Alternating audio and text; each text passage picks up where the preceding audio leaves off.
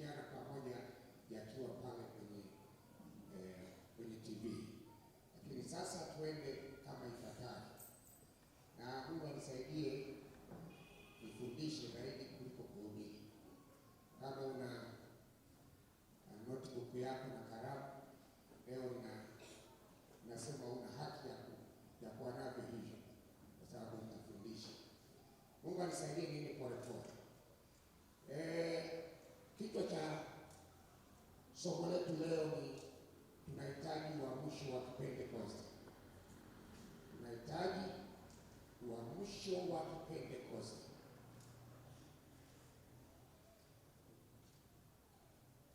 Tunapoongelea uamsho wa Kipentekoste, tuangalie neno lile uamsho. Uamsho una maana gani? Maana ya kwanza, kuhuisha. Kiangalia katika Zaburi sura ya 85 mstari wa 6 inasema, je, hutaki kurudi na kutuhuisha? Ilikuwa ni uhitaji wao kwamba tunahitaji kuhuishwa. Kwa hiyo kuhuishwa ni uamsho, kitu ambacho kilikuwepo na bado kipo, lakini kama hatufanyi kazi vizuri, hakipo kwenye kiwango kile ambacho kinatakiwa. Kwa hiyo wanahitaji kuhuishwa. Kwa hiyo tukijua maana ya uamsho kwamba ni kuhuishwa, tunaanza kujitathmini sisi. Kulikuwa na viwango fulani ambavyo tulikuwa navyo vya Kipentekoste. Je, viwango hivyo bado viko standard? Unajua ni rahisi sana kuanza kazi na ukaenda inapanda, lakini mara nyingi unaweza ukaanza kwenye level kubwa baadaye ukaanza kushuka.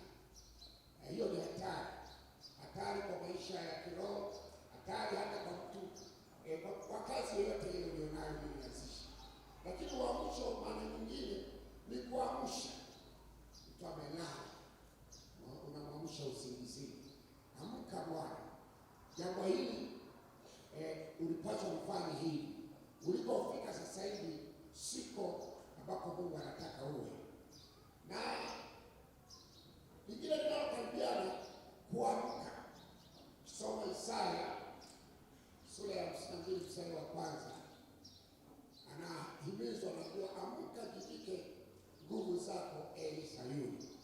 Amka, kuamka. Ulikuwa kwenye usingizi fulani, lakini nataka uamsho utoke kwenye usingizi huo. Lakini mambo haya ya uamsho yanaambatana tunapokwenda uamsho wa Kipentekoste. Tunapotaka kuzungumza namna gani Mungu anataka tuamshe, kwa maana hiyo lazima ujitambue kwamba nguvu niliyokuwa nayo si kama ilivyo wewe binafsi kwanza, lakini baadaye uangalie, wenda unasimamia kundi fulani, uangalie nguvu mlionayo. Je, ina uamsho wa Kipentekoste? Ina nguvu ya Kipentekoste? Ukigundua kwamba kuna vitu ambavyo naona kabisa vinakwaya, wewe tusaidie sana. Yaani hili mtu binafsi ukikaa unajua kabisa hapo ninahitaji uamsho. Mambo haya yamelala, kiwango nilichokuwa nacho sio kama hiki. Ulikuwa muombaji mzuri, lakini katika kiwango hicho cha kwa sasa unaona kabisa kwamba hauko kwenye kiwango hicho. Ulikuwa na bidii ya kanisani, lakini inafika mahali ile bidii inapotea. Sasa wewe unahitaji uamsho, uamke.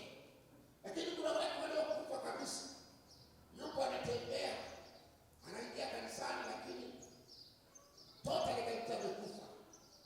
Lakini pia naye anahitaji kufufuliwa, kufufuka. Jambo la uamsho la Kipentekoste linaambatana na toba. Yaani ukitaka kuamka, ukitaka uingie kwenye uamsho wa Kipentekoste, lazima toba au kutubu. Uiwe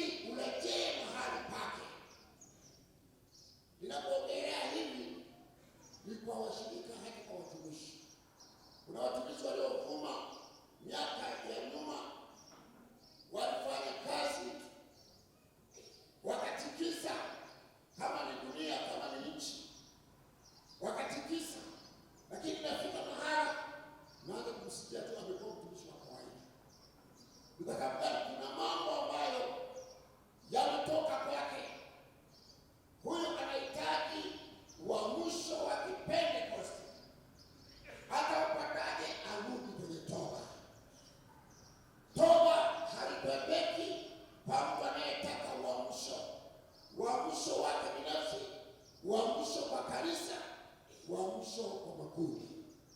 Mungu wetu atusaidie sana. Bila shaka tunaenda pamoja. Katika Matendo ya Mitume sura ya 3 mstari wa 19 inasema, tubuni basi na rejee ili dhambi zenu zifutwe. Anaweka andiko hilo kutukumbusha ya kwamba toba ni kurejea, kurejeshwa. Unapotubu unarejea kwa Mungu kutokana na yale ambayo unayatubia. Ukitaka kutoka uingie kwenye uamsho, hautaenda bila kuwa na toba. Kiongozi wakati anatuambia mambo kadhaa ya kuomba, na pia kuna neno ambalo amegusia toba. Toba haipepeki. Na watu wanaogopa kutubu. Ukiogopa kutubu, unahifadhi maisha ya kulala. Wewe utaendelea kuwa mtu aliyelala kiroho. Na unapolala unaelekea kuwa mauti ya kiroho.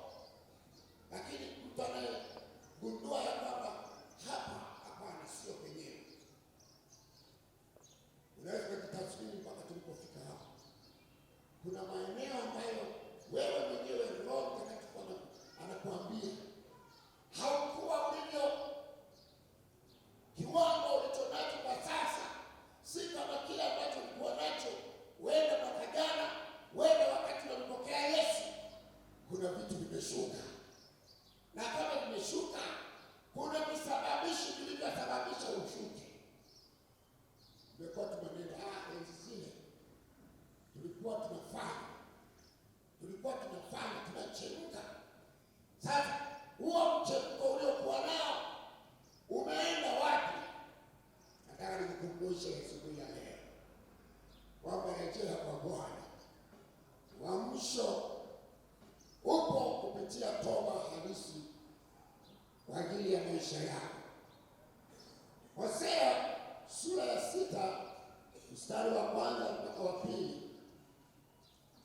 anasisitiza, njooni tumrudie Bwana. Anaonyesha ya kwamba mahali unapoona kwamba umeenda mbali, unapaswa kumrudie Bwana. Rudi kwa Bwana, na haturudi tu kibabe. Bwana, ukirudi kwa Bwana usirudi kama kibabe tu na kumlazimisha akubariki kabla hujatengeneza kwake. Huo ubabe unapatikana tu kwa baadhi ya watu wasioweza kutubu, wasioweza kukiri kosa. Mbele ya Mungu hakuna ubabe. Ukigundua ya kwamba nataka nirudi kwa Mungu, nyenyekea, mwambie Bwana, nimekosa.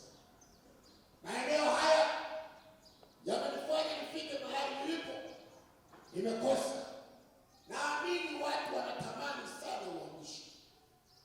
Na mara kadhaa tumekuwa tukiomba kwa ajili ya uamsho kanisa letu. Lakini tutaupataje uamsho kama hatutakubali kuendana na roho ya toba? Itakuwa ni ndoto. Lakini nataka tukumbushane maneno haya kabla hatujaona sifa za uamsho na matokeo na aina za uamsho. Nataka nikupitishe kwa mambo yafuatayo. Sasa haya unaweza ukanoti kwa ufupi. Historia ya uamsho uliotokea huko Marekani.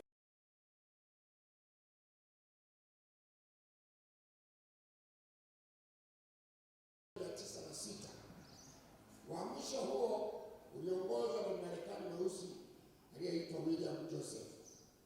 Uamsho huo ulitokana na mafundisho ya William yaliyohusu.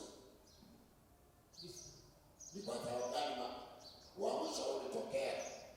Ni kwa sababu William alianza kufuatilia maandiko na akaangalia maandiko yanayohusu utakaso.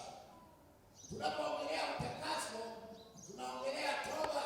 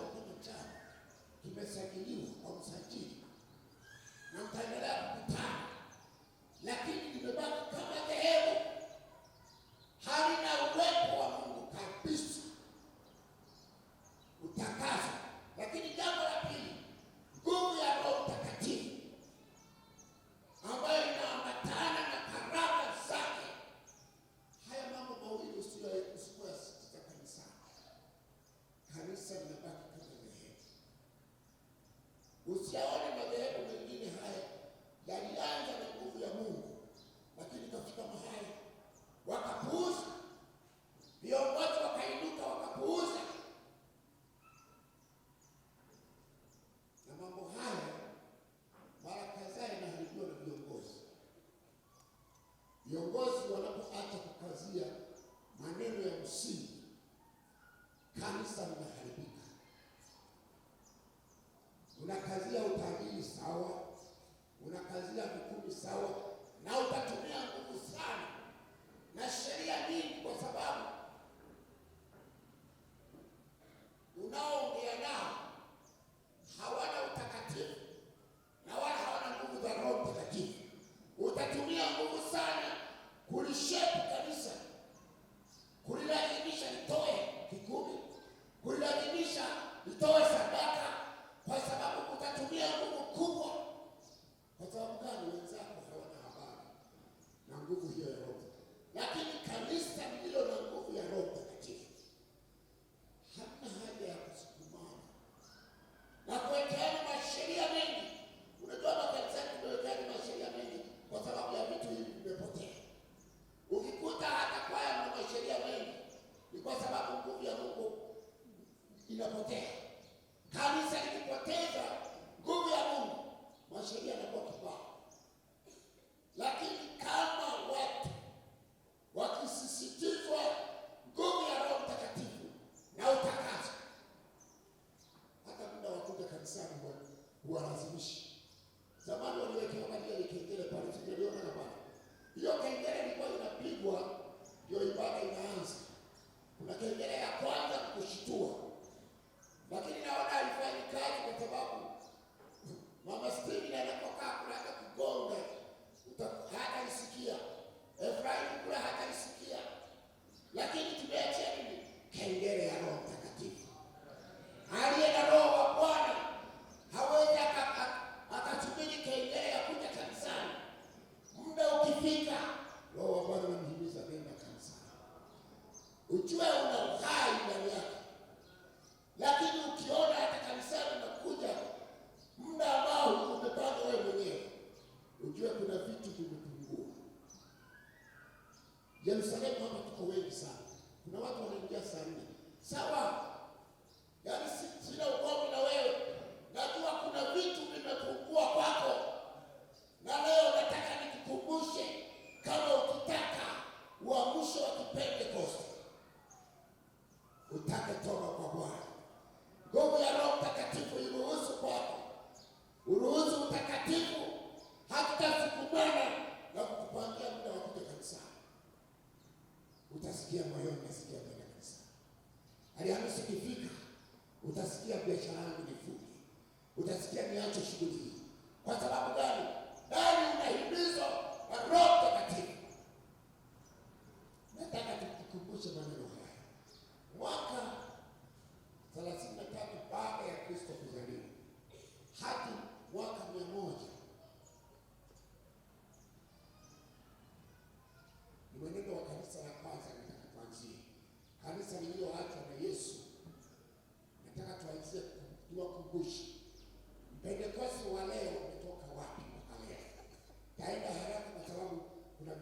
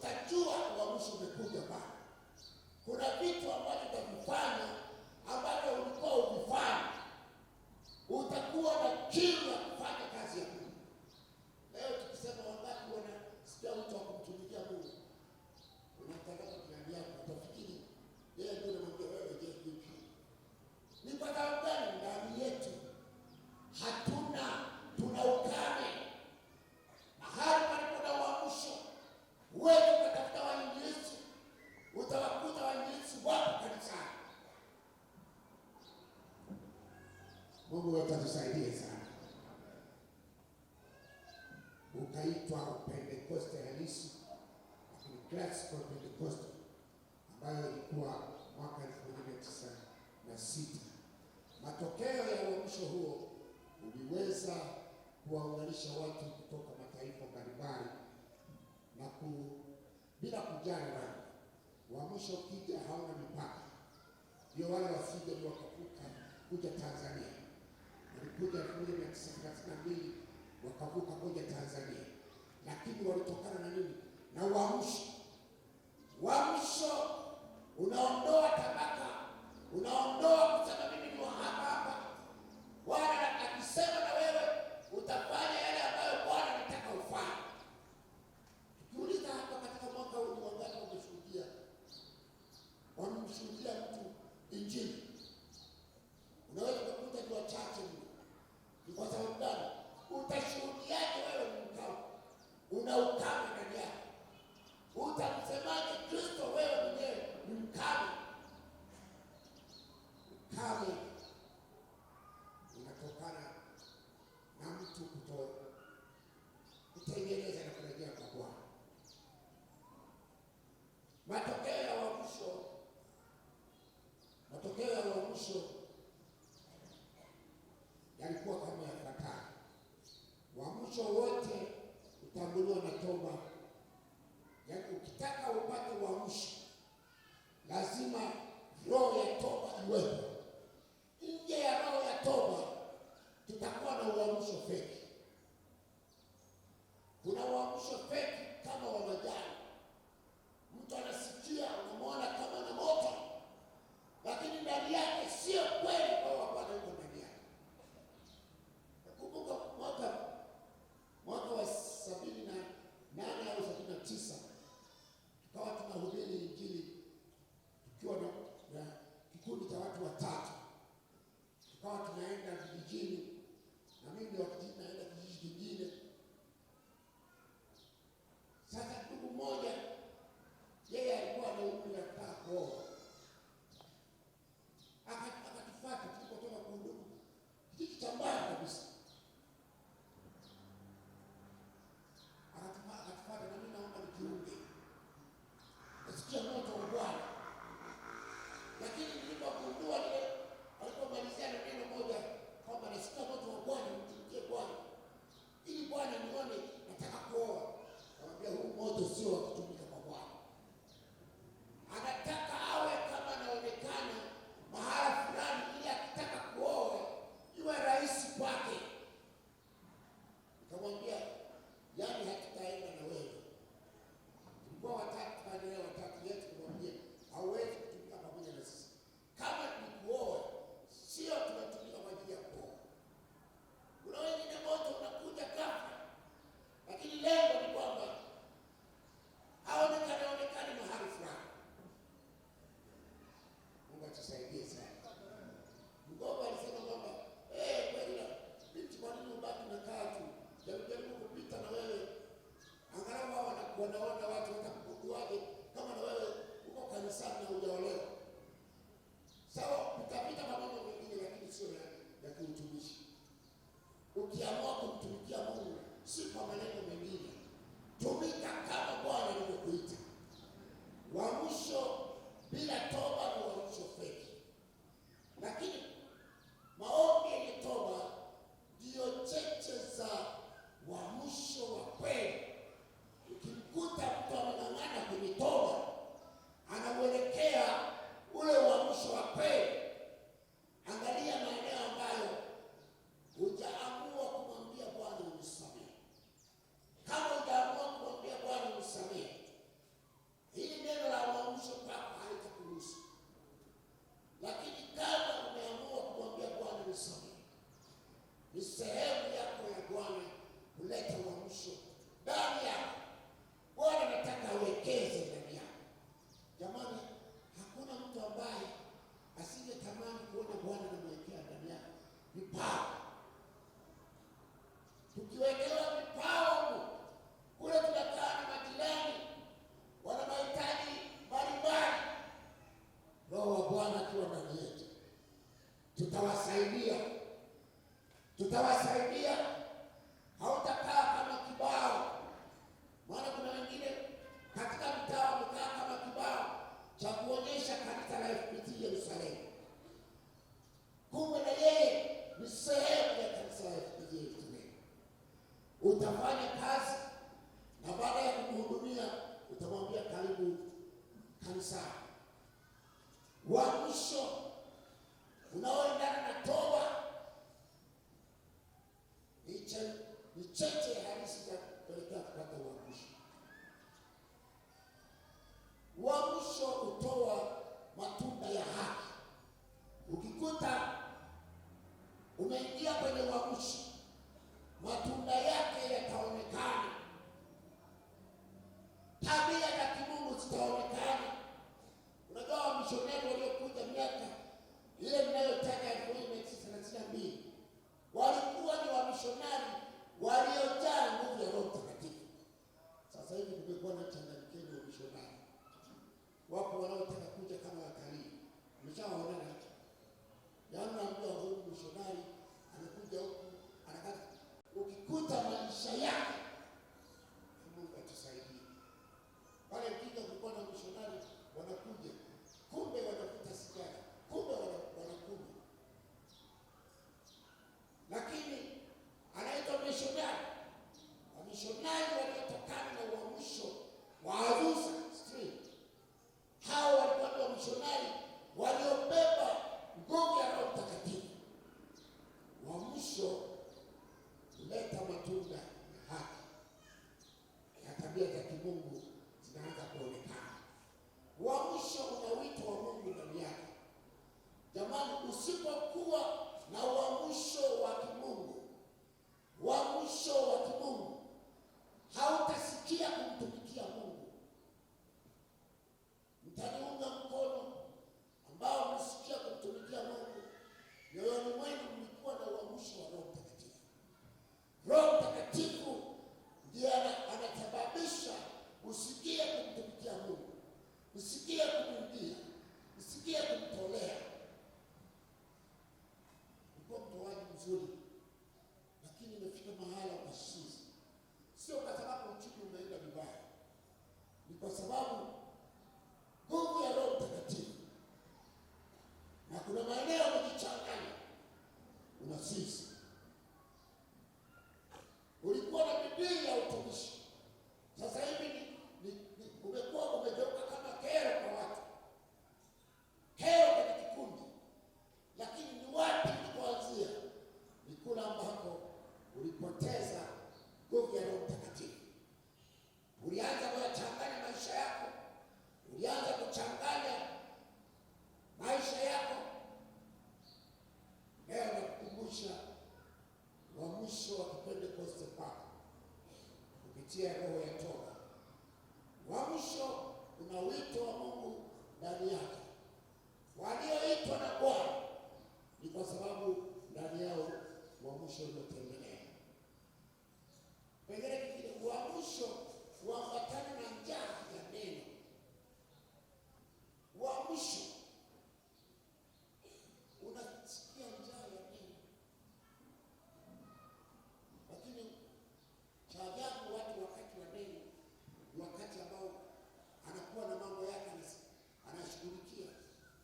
Na wakati mwingine hata vipindi vya katikati ya wiki ambavyo tunasema tuna mafundisho ya Mungu, kwa sababu hana njaa ya neno.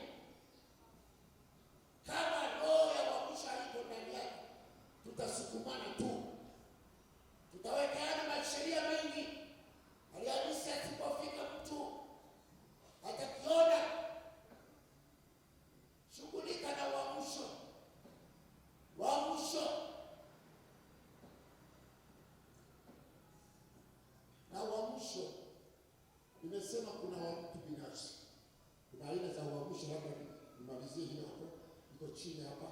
Uamsho wa mtu binafsi, Isaya sura ya 55 mstari wa 6 anasema, mtafuteni Bwana maana anapatikana.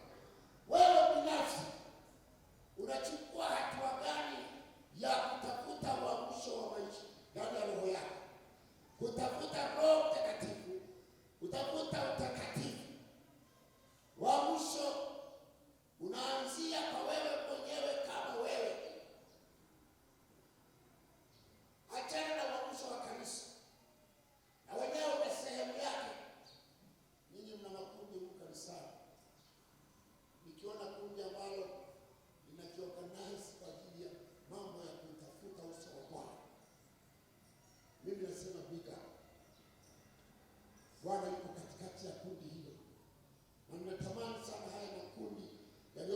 kanisani yawe visababishi vya uamsho wa kanisa. Makundi yaliyoko kanisani, vijana wakichua wajibu wao, wanahimizana, tunataka tumuone Bwana, tunataka tuone uso wa Bwana. Wamama nao katika maeneo yao, kwaya nazo, kila kwaya, viongozi wanasimama wanasema tunataka tumuone Bwana. Kurejesha uamsho. Rejesheni uamsho kwenye makundi. Mnasumbuka kuyaongoza kwa sababu uamsho wa Roho Mtakatifu haupo. Mnasumbuka viongozi, na watu wanakataa kuongoza kwa sababu ya usumbufu. Ni kwa sababu gani? Tunaongoza watu ambao wameshalala kiroho, wameshakufa kiroho. Lazima ukutane na upinzani usio wa kawaida. Lakini nakukumbusha mchana wa leo, upo uamsho wa Kipentekoste kupitia nguvu ya Roho Mtakatifu. Utaongoza kundi lile bila shida, na litajulikana kundi hilo kwa sifa, kwa sababu Bwana atatembea pamoja naye. Lakini kuna uamsho wa kanisa.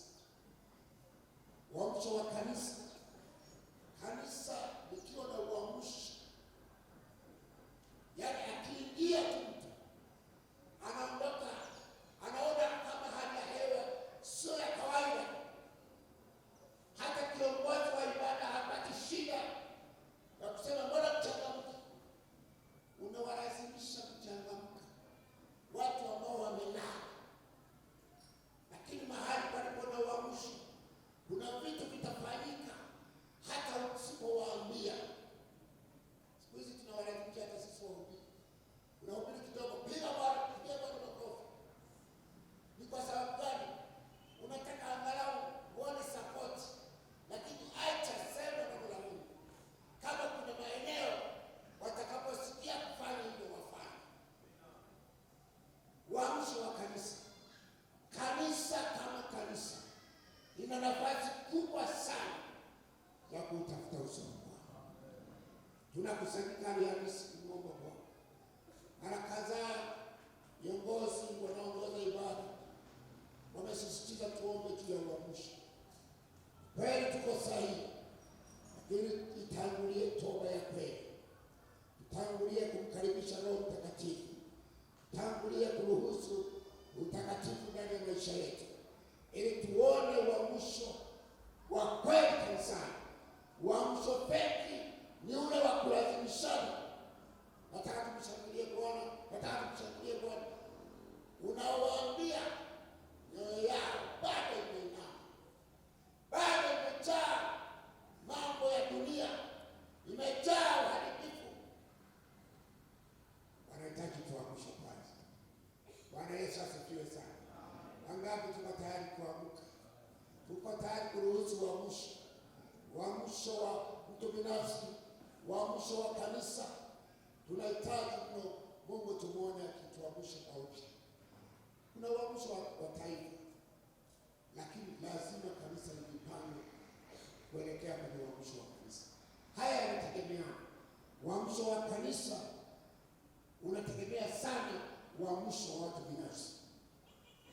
Kanisa linapokutana ndani ya washirika, kuna mioyo iliyoamka, kuna mioyo inayochangamka, kuna mioyo ambayo inaruhusu Roho Mtakatifu afanye kazi. Mungu wetu atusaidie. Sasa kwa sababu ya muda wangu, nataka nimalizie na maneno yafuatayo: vikwazo vya uamsho. Vikwazo vya uamsho. Inawezekana unapitia kwenye vikwazo hivi, ndio maana upate neema ya kuamka, lakini tutaviona. Vikwazo vya uamsho tunapata kuviondoa. Vipo vikwazo vya mtu binafsi. Kuna mambo ambayo yamekushika usiondoke, usitengeneze. Yale ambayo yamekushika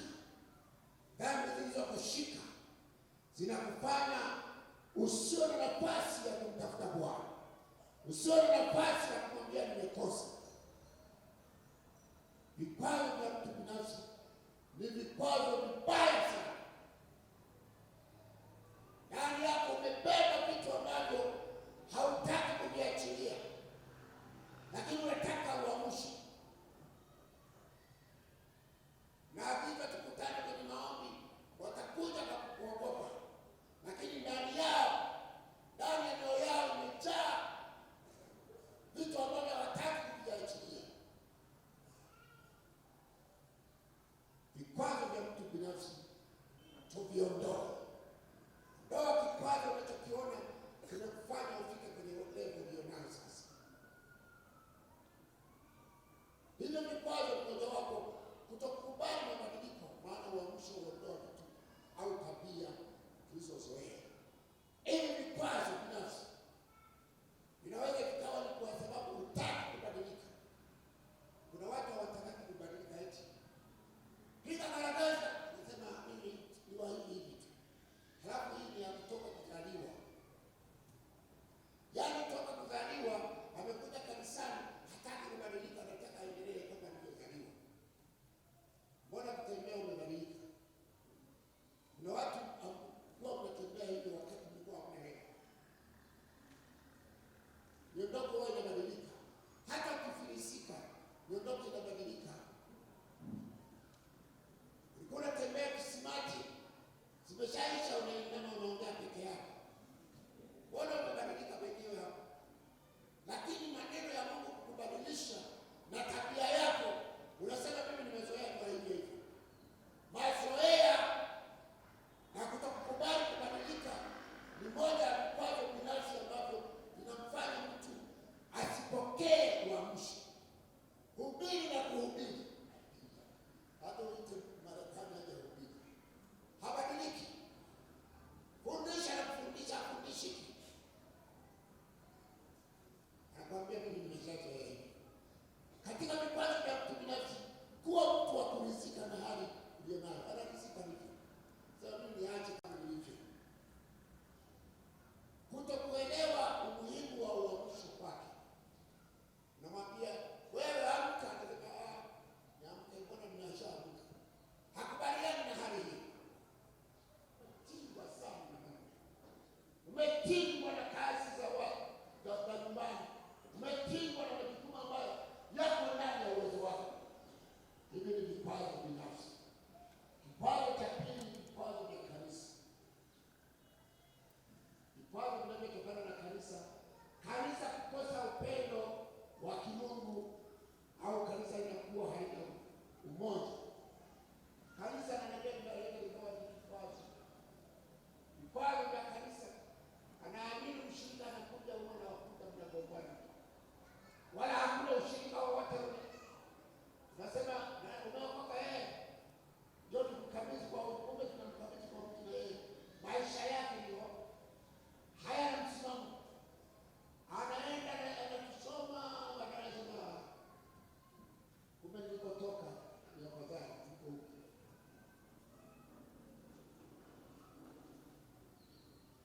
Kanisa kutakuwa na maombi ya pamoja. Sasa hili inatukuza sisi viongozi. Siku mbili lazima na wewe uhubiriwe. Kanisa kukosa maombi ya pamoja. Matendo ya Mitume sura ya 12:5. Nalo kanisa likamwomba Mungu kwa juhudi kwa ajili ya Petro.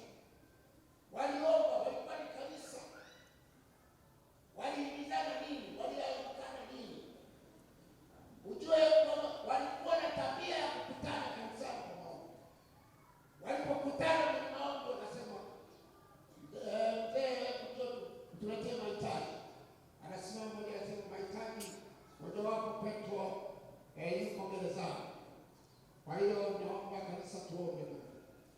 Wakaanza kuomba. Kanisa lilikuwa limeorganize muda wa maombi. Sisi hapa tumeorganize Alhamisi. Washirika ambao wanakuja ni wale ambao tunawaona. Wengine mko wapi? Roho ya uamsho haipo ndani yetu. Kweli niseme, unapokosa muda wa kuomba pamoja na kanisa, una kasoro. Kasoro yake ni kubwa. Hauonyeshi umoja wa kanisa, hauonyeshi utii wa kanisa, lakini hii inatokana na uharibifu wa kiroho. Inawezekana ndani ya roho yako kuna vitu ambavyo bado hujaviachilia. Kule vipawa vya binafsi bado umetingwa sana na mipango yako. Ndio maana naliona Alhamisi kama hasara. Naona kama hasara. Moja hasara itakufuta huko. Ng'ang'ana na kukataa kukutana kama kanisa. Kukutana kama kanisa kuna umuhimu wake. Wewe unaonekana wakati wa matatizo. Ndio Alhamisi unakuja. Jamani, naweka hitaji. Siku nyingine uonekane. Bwana kutana na wewe. Bwana kutana na wewe hata kama utakuwa umechukia. Lakini Bwana kutana na wewe. Kwa nini unashindwa kuwa na umuhimu wa kukutana katika maombi ya pamoja? Vipawa vya kanisa kutokuwa na maombi ya pamoja.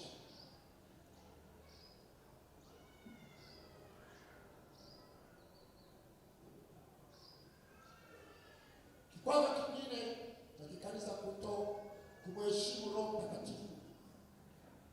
Kanisa linakuwa halina heshima na Roho Mtakatifu, lakini Roho Mtakatifu ndio mwenye kanisa. Sasa kuna matumizi mabaya ya karama za Roho Mtakatifu. Ni kanisa hilo vikwazo. Nini hapa kwa salamu? Kuna makanisa yanatumia vibaya Roho Mtakatifu. Matumizi mabaya.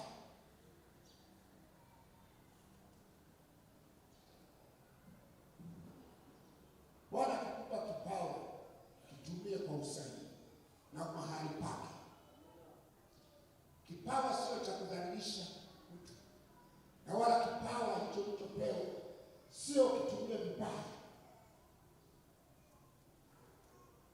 Hawana heshima na Roho Mtakatifu, karama za Roho Mtakatifu. Vipawa vingine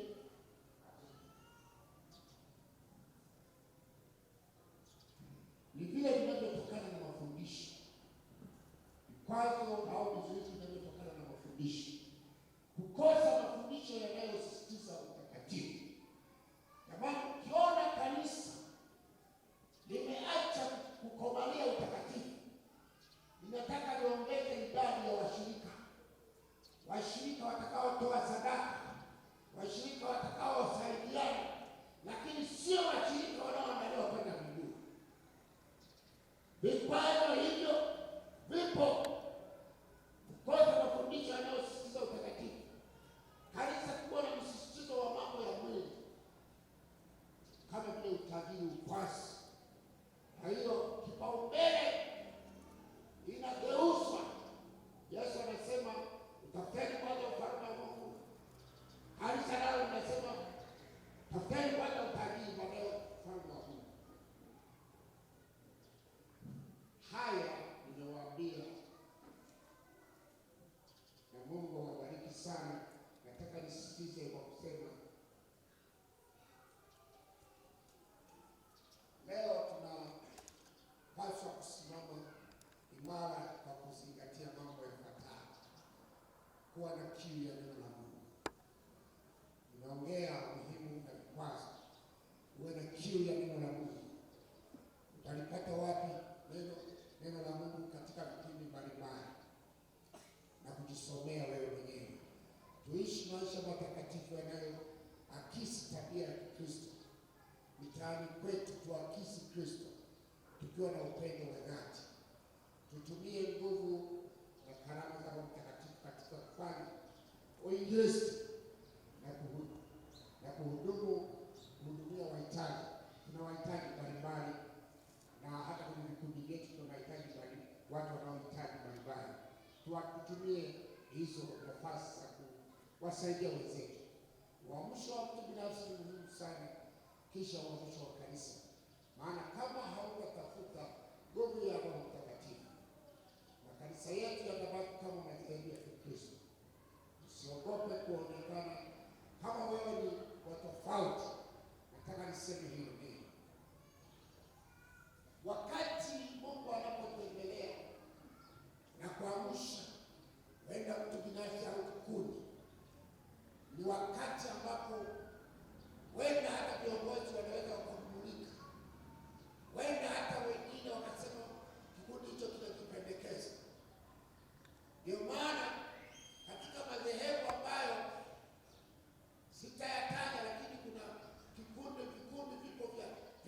mwisho ndani ya kanisa. Karismatiki wale wapo ndani ya dhehebu, lakini wanafanya mambo ya Kipentekoste. Kasoro zake ni ndogo. Kuna wakati mwingine wanahudumiana kwa maombi, wanaruhusu nguvu ya Roho Mtakatifu,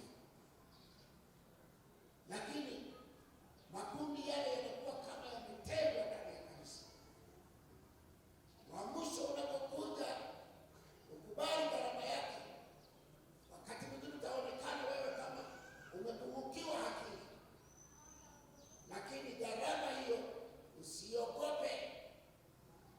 Ruhusu Bwana afanye kazi kupitia karama za Roho Mtakatifu kama alivyokuinua.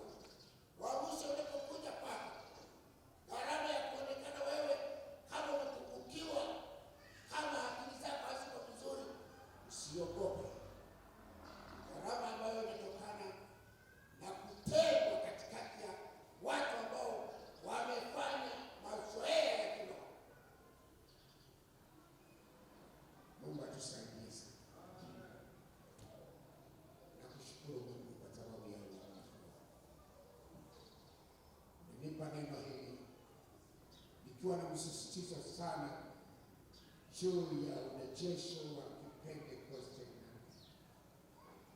Kanisa la leo na kizazi cha leo, inawezekana tukiwainua Wakristo wa zamani wa miaka ya 80, miaka ya 70, miaka ya 90, anaweza kaona viwango vya kanisa namna linavyoshuka, namna linavyoenenda, wakaona kana kwamba linapoteza mwelekeo. Lakini wewe ndiye mmiliki wa kanisa hili, wewe ndiye mmiliki wa nafsi zetu. Baba, umetukumbusha roho wa mwisho ndani yangu, uanzie kwangu Bwana, uanzie kwa baba yule Bwana, uanzie kwa binti yule Bwana, uanzie kwa mama yule Bwana. Roho wa mwisho iachilie kwake Bwana. Kubali kutubu, akubali kutengeneza, ili Bwana uweze kuingia ndani yake. Roho Mtakatifu awe msaada kwa ajili ya maisha yake. Asante kwa kuwa wewe ni mwaminifu. Chilia Roho ya Mtakatifu juu yetu, mtakatifu kwa kanisa lako, na Roho Mtakatifu kwa kanisa lako. Ni njia ambayo itatupeleka kwenye uamsho. Nakushukuru Mungu kwa kuwa wewe ni mwaminifu. Naomba katika jina la Yesu, amen. Ya umuhimu wa urejesho, kama huko ambaye naomba tusimame.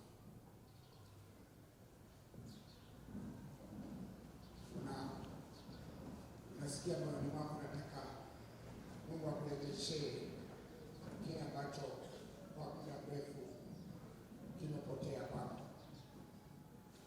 Hakika najua wewe ndio mwenye kujitathmini. Umetathmini nguvu uliyokuwa nayo awali, na watu walikuwa kimbilio kwako, na wala kuwa na hofu. Ulikuwa unaifanya kazi ya Mungu bila hofu, bila mashaka. Lakini umefika mahala mashaka yamejaa. Ni kwa sababu gani? Ukijitathmini nguvu uliyokuwa nayo ya kiroho sio kama ulionayo sasa. Nikuruhusu tutaomba pamoja na wewe. Utakuja mstari wa mbele kabla ya wanavyokuja wao wanatarajia kufanya mtihani. Niombe tu ungane pamoja kuimba wimbo.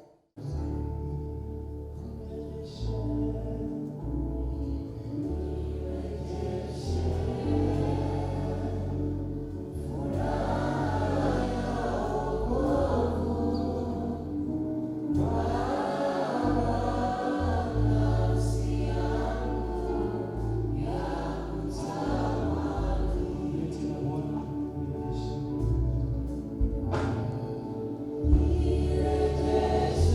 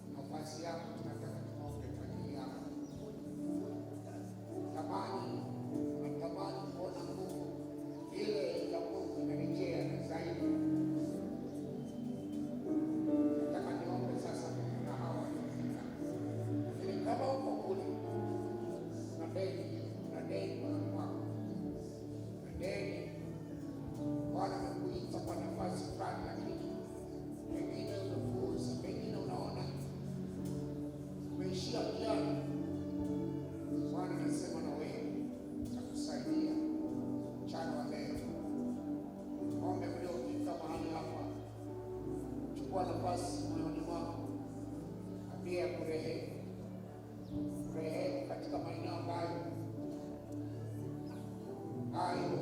hujasimama vizuri, lakini kuanzia sasa Bwana anarejesha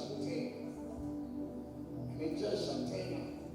Kama ni utumishi anarejesha kwa upya, kama ni nguvu anarejesha kwa upya. Umekuwa na maombi, umekuwa umeshuhudia, lakini umefika mahala kasisi. Sio kawaida hiyo, ujue imeingiliwa kazi hiyo, huduma yako imeingiliwa. Ni mchana wa leo Bwana anataka akurejeshe tena. Mtumishi wako unaweza kukaja nyuma ya watumishi hawa, nataka tuombe Mungu. Natamani kwa sababu wachache tutaweka mikono juu yao, na wakati naendelea kuomba Mungu karibu wazee pia. Haleluya, haleluya. Bila shaka umekuwa na nafasi nzuri ya kumwambia Bwana akurehemu, na mimi naungana pamoja na mtoba hii, naungana pamoja naye kumwambia Bwana warehemu katika jina la Yesu aliye hai. Hata uliyeko kule, elekeza mkono kwa ajili ya wapendwa hawa ambao Mungu ameamua arejeshe kitu ndani yao. Baba warehemu, mtumishi wako warehemu, maeneo ambayo hajafanya vizuri Bwana warehemu.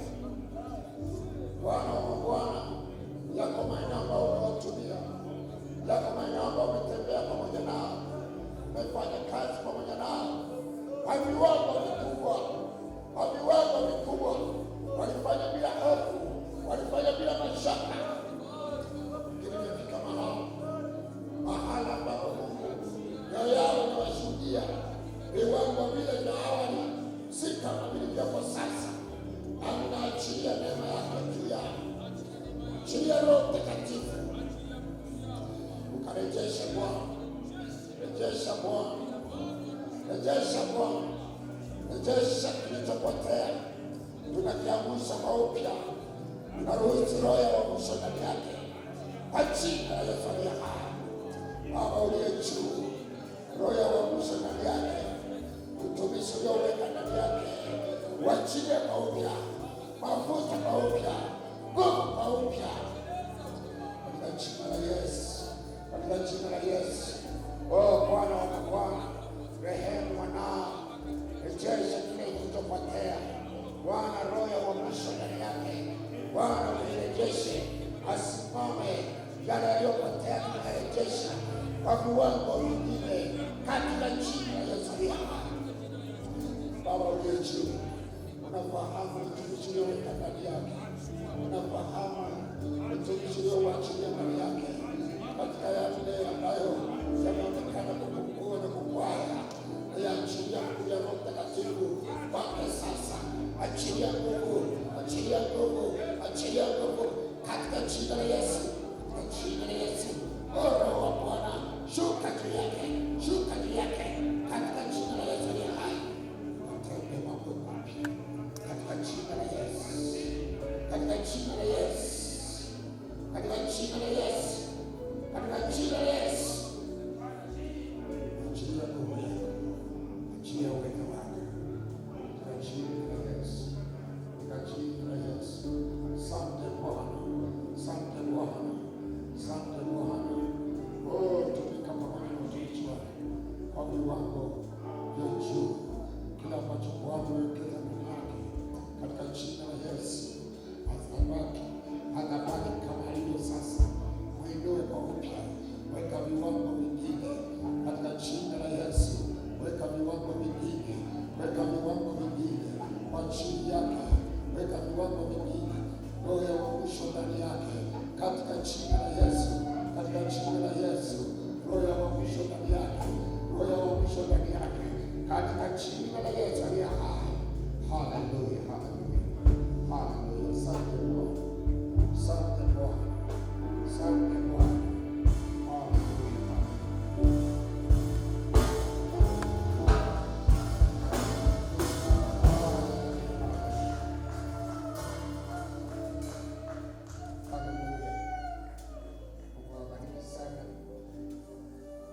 Katika viwango vile